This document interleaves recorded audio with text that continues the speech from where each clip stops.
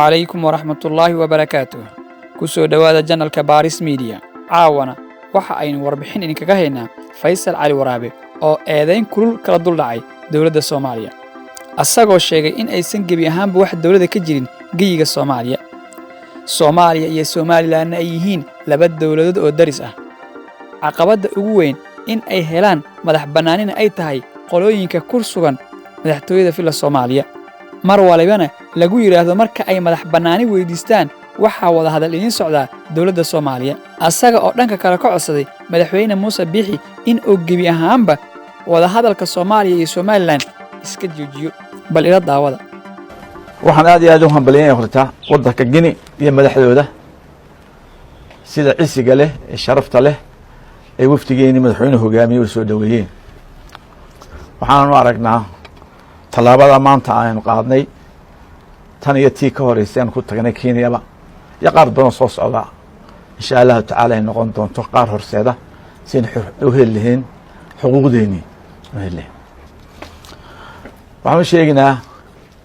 dadka reer Somaliland horta marka horeysa Soomaaliya dawlad kama jirto qalad weyn bay ahayd inaynu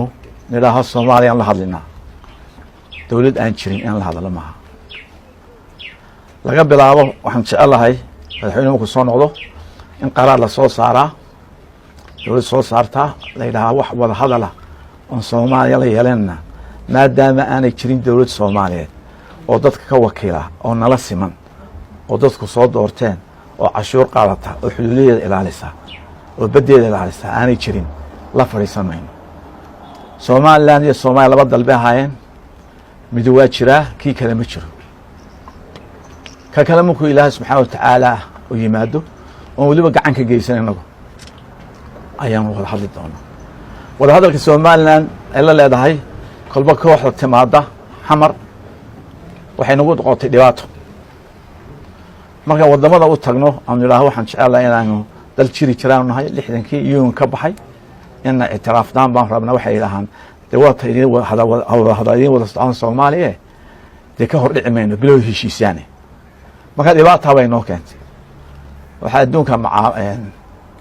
dawladaha i'tiraafa dawlad i'tiraafta member states ay i'tiraafa failed state dawlad aan jirin oo aynu dawladii aynu isleeyahay ka adkaanay ka bacay dawladii ma jirin marka waxaan leenahay wada hadalada hala joojiyo xiriirka hala joojiyo biidihina aleedin dawladda Soomaaliya ma jirto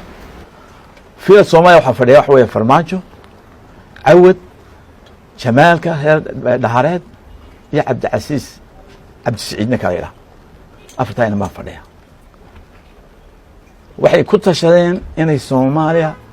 ay dib ugu celiyaan kacaankii waa caruurtii kacaanka ee dhadhaabiyo laga qaaday xiriyaha qaxoontiga ee Kenya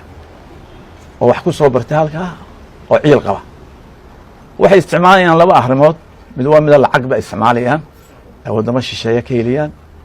mid waxay isticmaalayaan nabad sugidii wadamada dictatorska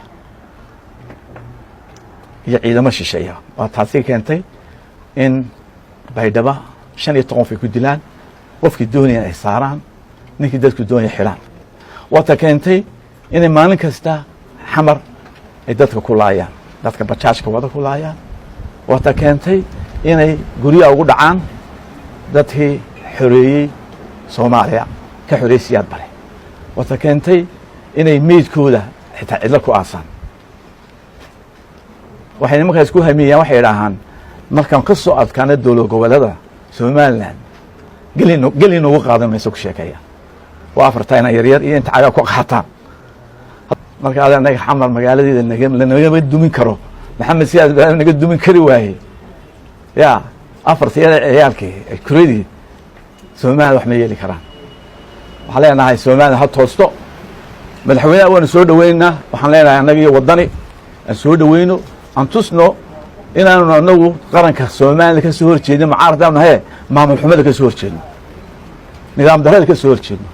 sharci darada ka soo horjeedin saami qaybsanaanta aan dadku u sineen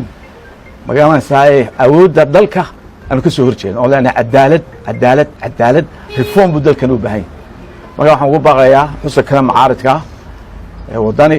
inaynu berito soo dhaweyna madaxweynaheena tusna cadowga kaftankeena iyo loolankeenu ay moodeen inaynu isku soo gurminayn. waa aad ku mahadsan tahay daawashada. haddii aad ku cusub tahay janalka Baris Media, fadlan subscribe saar,